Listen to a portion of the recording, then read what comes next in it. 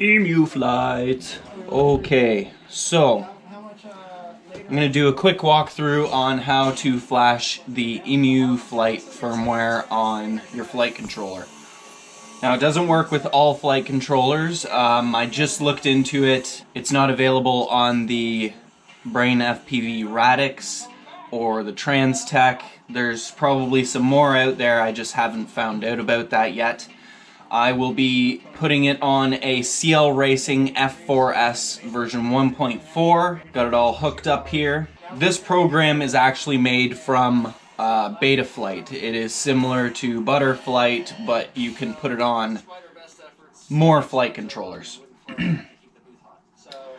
So I'm going to start the process here. Plug your flight controller in, and as you can see, it popped up right away.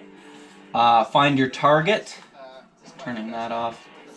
Find your target, which for me it will be the CL Racing F4S or CL Racing F4 target.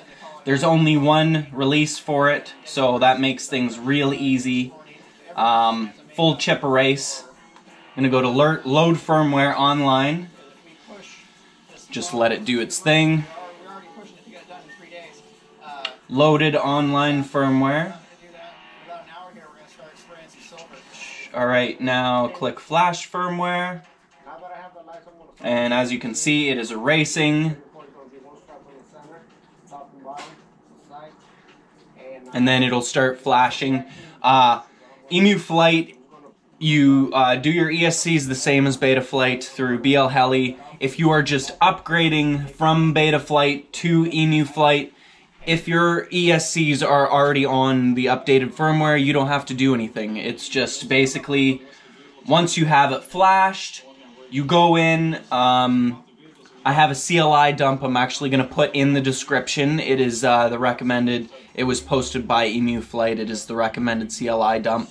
I have used it on 4 and 6S. It seems to work fine. I have to do minor tuning, obviously, here and there to make things perfect.